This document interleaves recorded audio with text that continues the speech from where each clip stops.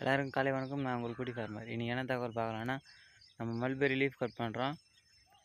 பனியின் கிளைமேட் காரணமாக இலையெல்லாம் உருது பூச்சிங்க சாப்பிடுச்சு. அந்த சமயத்தில் நம்ம என்ன பண்ணணும்னா,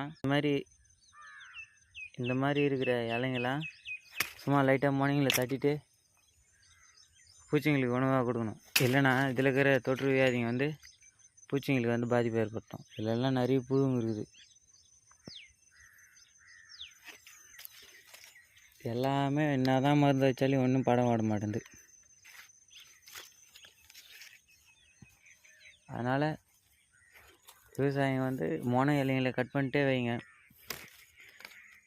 அதுதான் இன்றைக்கான தகவல். நிறைய சேதப்படுத்திச்சு. 3 வாட்டி மருந்து வச்சோம், அப்பவும் வேலைக்கு ஆகலை.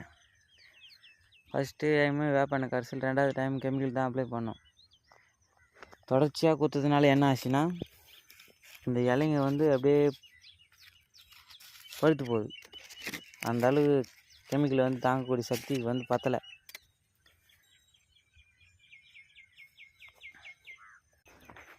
என்றும் புதிய தலைமுறை விவசாயிகளாக நான் உங்கள் குட்டி ஃபார்மர். இந்த தகவல் பிடிச்சா ஏற்றுங்க, இல்லை பிடிச்ச தகவல் தேடி கற்றுங்க.